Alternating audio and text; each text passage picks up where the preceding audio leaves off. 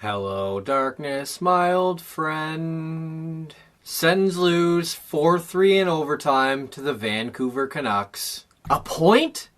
We got a point? I mean, they still lost again, but they got a point! It's been 2.5 weeks since the Sens last got a win, and in that span, they've only lost by a single goal just once. As Gord Downie famously sang, it's been a long time coming. Now, if only they could get a win. Even better than that, our point takes us out of last place. Take that, Colorado! The loss was their 6th in a row, though. So there's that. As always, though, let's kick things off with lineup changes. There's a lot to unpack here, as the Sens not only had some lineup changes they had to go through, but some roster changes as well, as they completed a trade with the very same Canucks team they were going to play just a few hours before puck drop. After giving him some flack in the last video, Tom Pyatt was placed on waivers by the Sens on Tuesday, cleared at noon on Wednesday, and was subsequently traded along with Mike McKenna and a 2019 6th-round pick in exchange for Darren Archibald and Anders Nilsson. According to Canucks general manager Jim Benning, the deal was one that both teams had been working on for some time, and was one that in recent days picked up steam with Pierre Dorion able to meet face-to-face with Benning while in Vancouver for the World Juniors. I have to admit, when the deal first got done, I thought, why? Tom Pyatt for Darren Archibald is a sideways move at best in terms of on-ice play. Pyatt hasn't been very good so far this season, but at least he was playing some. Archibald was immediately sent to the minors and is considered depth for the Sens. Now, Pyatt was becoming a healthy scratch more and more this season, so it looked like he also could be finding himself without a regular NHL spot in the very near future. With that in mind, I think the Archibald for Pyatt deal was completely motivated by money.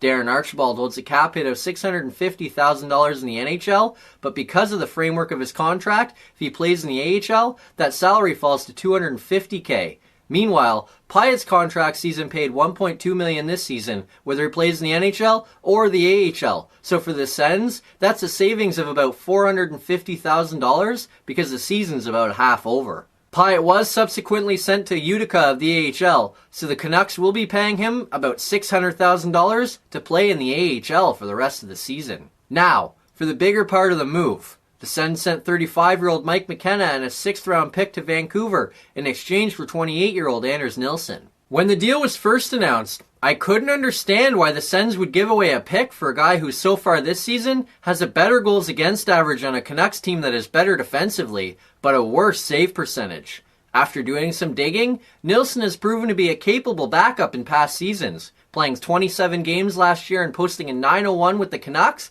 and a .923 in 26 games with the Sabres in 16-17. I think the key is, Nilsson is a guy who has shown flashes of being a capable goalie, in a setting where he has never played more than about 29 games in North America. When we look at the last two Sens backup goalies in Andrew Hammond and Mike Condon, both enjoyed significant success at one time or another, but both enjoyed the success as the starter. Once they were thrust into the backup role, they both struggled. Hopefully, being used to being an NHL backup goalie, Nilsson will be better suited to the role, and hopefully it leads to on-ice success for the club. Now, the interesting thing about the deal is, Nilsson is an unrestricted free agent at the end of the season, so he could leave for nothing at the end of the year.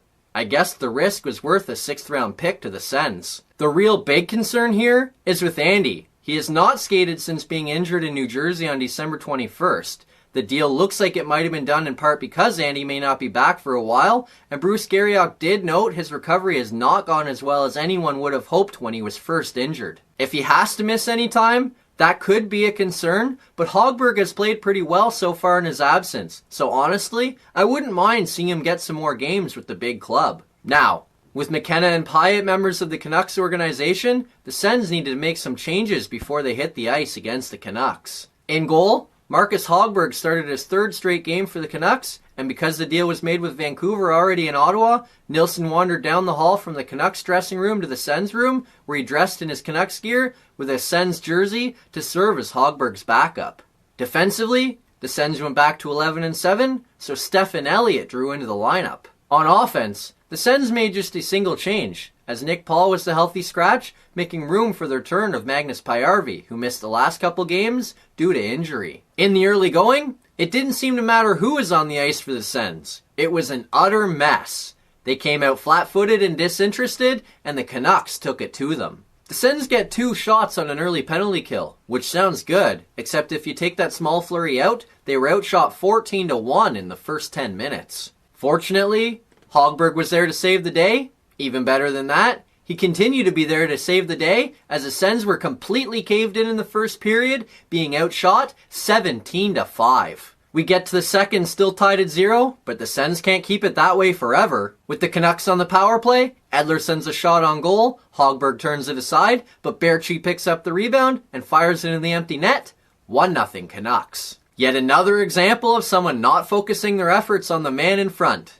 Harper literally turned around and tried to do something about him as he was scoring.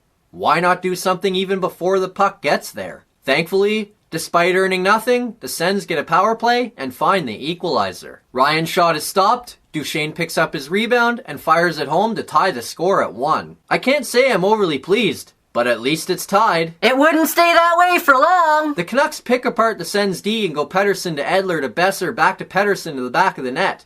Hogberg tries to come across and make the save, but isn't quite fast enough to get all of it, and the Canucks lead 2-1. Hey, I was talking to you! The Sens make it so hard to love hockey. All I do for 3 hours is get more and more frustrated. ¿Podrías por favor cubrir la frente de la red? Oh, and by the way, I heard him. I'm just hoping that if I ignore him, he'll go away. I heard that! The Sens manage to hang on, and we head to the third with the Canucks in front, 2-1. DeMello saves a sure goal with a stick early in the third, but the Canucks would not miss again on a power play a few minutes later. After Pajärvi misses on a shorthanded breakaway, the Canucks come back down the ice and get set up in the offensive zone. Edler sends a cross-ice feed to Pettersson. He one-times it from the top of the left circle over the blocker of Hogberg to put the Canucks in front, 3-1. Of all the goals scored so far in this game, this is easily by far the most forgivable. Power play goal against on a bit of an outside shot from a guy who can really shoot the puck? I mean, maybe you should be covering him, but I'll let this one slide. And amazingly, despite still being caved in, the Sens are able to respond. After Duchesne missed an empty net, Christian Wolanin would make no mistake picking up the loose puck and wristing it by Markstrom, collecting his first of the season and the second of his career to put the Sens to within 3-2. Hogberg makes some terrific saves to keep the Sens in it, and with under a minute to go, the Sens say, "Here, Vancouver, have a free goal," and they pull their goalie. Oh great, here we go again. Another empty net goal against, and another multi-goal loss.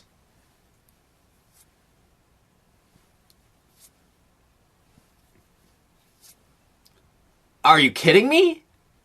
It worked? It actually worked?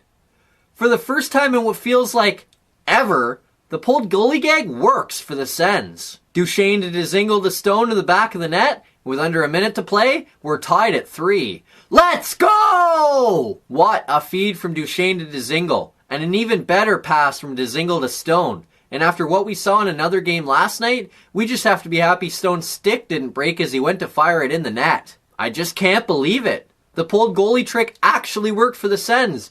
And we're going to overtime! In the extra frame though, yeah, 3-on-3 is wild. The Sens miss a chance for a breakaway at one end, and the Canucks come back 2-on-1. Besser feeds Pettersson, he one-times it by a diving Hogberg, and the Canucks win 4-3 in overtime. Let's just get into good news, bad news. The Sens managed to come back, and managed to get a point, and that is good news. Was it a win? No, but a point was still very important. Never mind the draft pick stuff for a minute. The Sens have been losing a lot lately and don't have any reason to feel good about themselves. Getting a point can hopefully give them something to build on. It's a positive in a 3-week span where there really haven't been any. The comeback was a big part of it too. They did the same thing against the Blue Jackets, but found a way to give the game away late. In this game, they did the same thing and came back, but they waited longer to do it and were able to milk the final minute to get to overtime. Anytime you can come back in a game and get a point, especially with the way the Sens played, you can feel pretty good about that. They shouldn't be happy with how they played for basically the entire game, but they did enough to get a point, and that is the good news. Now, for the bad news. What was my key for the Sens in this game? Maybe shut down Elias Pettersson? What didn't the Sens do? Maybe shut down Elias Pettersson? And that is the bad news. Elias Pettersson, on his own, scored as many goals as the whole Sens team did. And, of course, it was also the first hat-trick of his career. Because who else lets rookie players score their first career NHL hat-trick?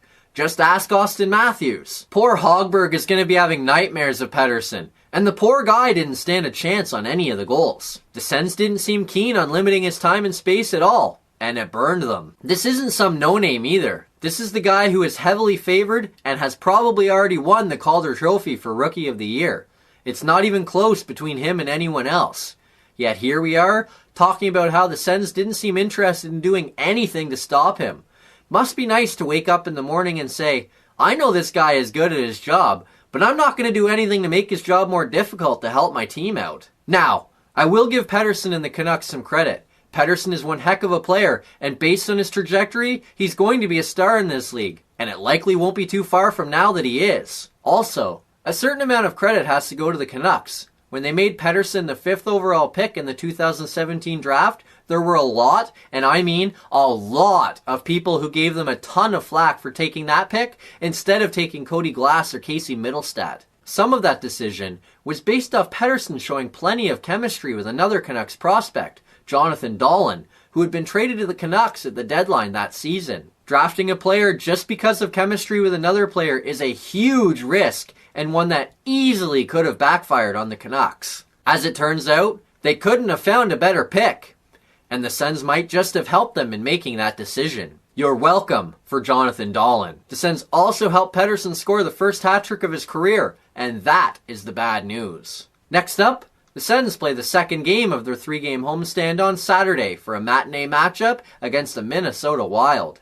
The contest will be the second and final meeting of the season between the two teams, with the Wild winning 6-4 in Minnesota on November 21st. That game saw the Sens come back from 4-1 down in the third to tie the game, before Stahl scored with under 6 minutes left and Fair had an empty netter to give the Wild the win. Stahl finished that night with 2 goals, so too did Dumba, and Granlund added 3 assists.